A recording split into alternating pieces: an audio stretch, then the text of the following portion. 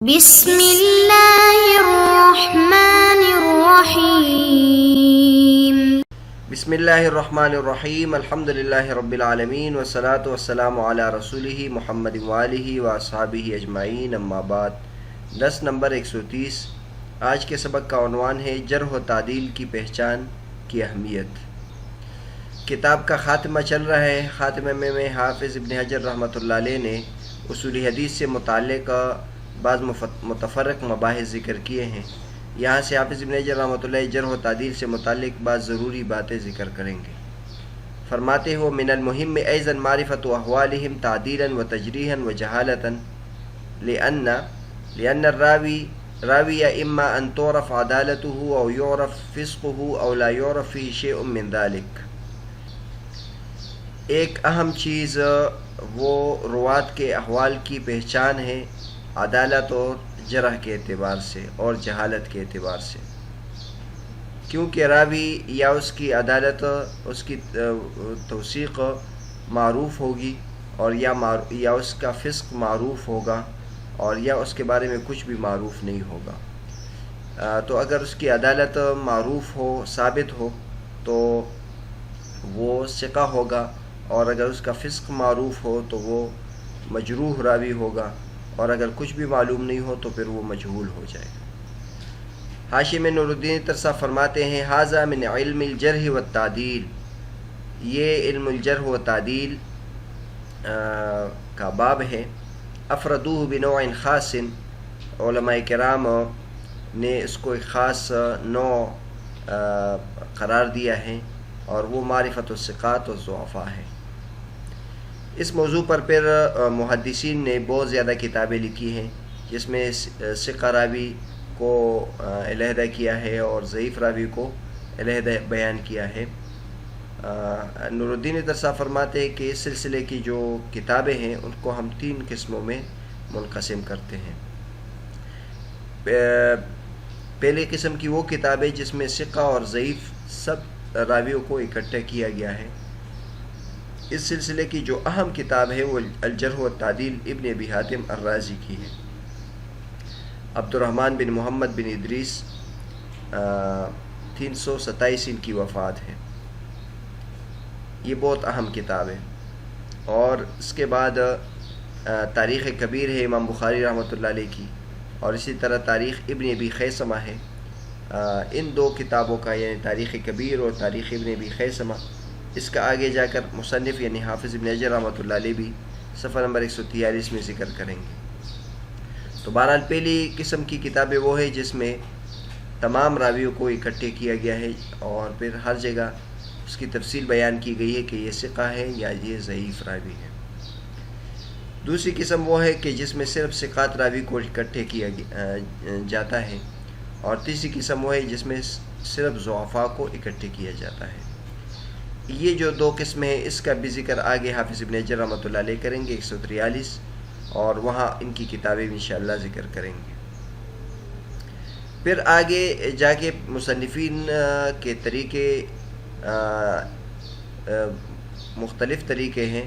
بعض مصنفین ایسے ہیں کہ وہ کسی معین کتاب کے رجال کو جمع کر دیتے ہیں، یا معین کتب کے رجال کو جمع کر دیتے ہیں، اور بعض کسی معین کتاب یا معین کتابوں کے بغیر روات کو جمع کر دیتے ہیں، جیسے پیچھے جو کتابیں ذکر کی ہے جرح و تعدیل، تاریخ کبیر اور تاریخ ابن ابی خیثمہ۔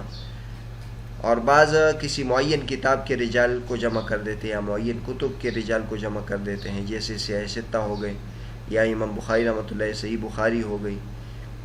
ان کی مثالیں بھی انشاءاللہ صفحہ نمبر 143 میں آ جائے گی۔ اور اس سلسلے کی مزید تفصیل اگر دیکھنا چاہتے ہیں تو منہج النقد صفحہ نمبر 129 132 ملاحظہ کر سکتے ہیں۔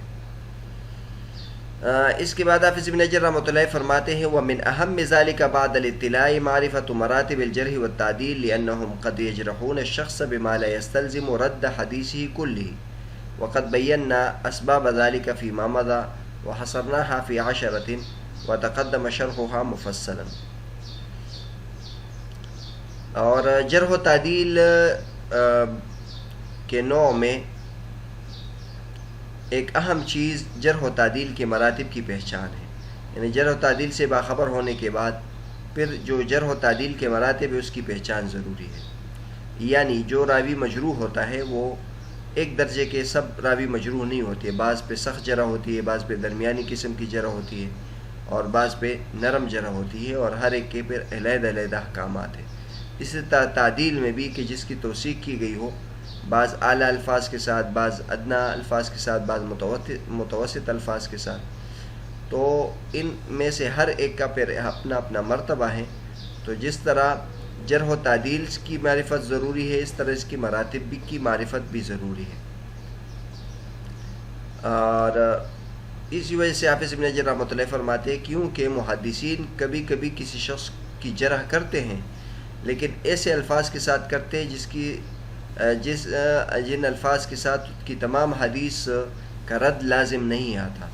یعنی ان کے جرح کا یہ مطلب نہیں ہے کہ ان کی تمام حدیث کو نہ لیا جائے، اس کو رد کیا جائے، بلکہ ایک خاص موقع پر ان کی غلطی ہوتی ہے یا جزوی غلطی ہوتی ہے، اس کے بارے میں نشاندہی کرتے ہیں. تو جو جرح و تعدیل کے مراتب سے واقف نہیں ہوگا تو وہ اس کے تمام حدیث کو رد کرے گا، جبکہ ایسی بات نہیں ہے. اور حافظ ابن حجر رحمۃ اللہ فرماتے ہیں کہ جرح و تعدیل کے جو اسباب ہے وہ اس سے پہلے ہم نے تفصیل کے ساتھ بیان کر دیے ہیں، اور 10 اسباب میں ہم نے اس کو بند کیا ہے، 10 اقسام اس کی ہم نے بیان کی ہے، اور اس کی تفصیل بھی پھر گزر چکی ہے. آپ حضرات کو یاد ہوگا صفحہ نمبر 87 میں ایک تفصیل سے جرح و تعدیل کے اسباب گزر چکے ہیں، وہاں ہم نے تفصیل بیان کی تھی. یہاں ہم دوبارہ آپ کے سامنے ذکر کرتے ہیں کیونکہ یہ اس بیس کا دوبارہ موقع آ گیا ہے. اوپر حافظ ابن حجر رحمۃ اللہ نے ذکر کیا تھا، نیچے نور الدین عطر صاحب نے خلاصے کے طور پر ذکر کیا تھا، تو وہ آپ کے سامنے بیان کرتے ہیں. حافظ ابن حجر رحمۃ اللہ علیہ فرماتے ہیں کہ اسباب الطعن وہ 10 ہے، یعنی جرح کے اسباب 10 ہیں. 5 کا تعلق عدالت کے ساتھ ہے اور 5 کا تعلق ضبط کے ساتھ ہے. جن کا تعلق عدالت کے ساتھ ہے تو اس میں جھوٹ ہیں، سب سے جو سخت جرح ہیں وہ جھوٹ، کسی راوی کے بارے میں جھوٹ کا ثابت ہونا ہے.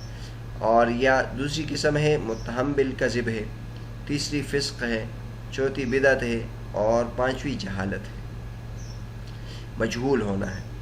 اور جو تان کی یعنی جرح کی وہ اقسام جس کا ضبط کے ساتھ تعلق ہے تو فحش غلط ہے، بہت زیادہ غلطی، غفلت، وہم، اور ثقہ راویوں کی مخالفت اور حافظے کا خراب ہونا. اصول حدیث کی جو کتاب ہے یہ بنیادی طور پر جرح و تعدیل کی کتاب نہیں ہے، اور اگر تفصیل اس کے بارے میں دیکھنا چاہتے ہیں کوئی کہ وہ جرح و تعدیل کے جو الفاظ ہیں اور ان کے جو مراتب ہیں، تو اس کے لیے شیخ ابراہیم اللاہم کہتے ہیں کہ دکتور عبدالعزیز عبداللطیف کی کتاب ضوابط الجرح والتعدیل اہم کتاب ہے. اور اس سلسلے کی جو اہم کتاب ہے اور سب سے پہلے اس موضوع پر لکھی گئی ہے وہ الرفع والتکمیل فی الجرح والتعدیل، یہ علامہ عبدالحی لکھنوی رحمۃ اللہ کی کتاب ہے، جس میں جرح و تعدیل سے متعلق تمام مسائل جمع کیے گئے، تمام اہم مسائل جمع کیے گئے. اور پھر اس کی تحقیق شیخ عبدالفتاح بغدہ رحمۃ اللہ علیہ نے کی ہے.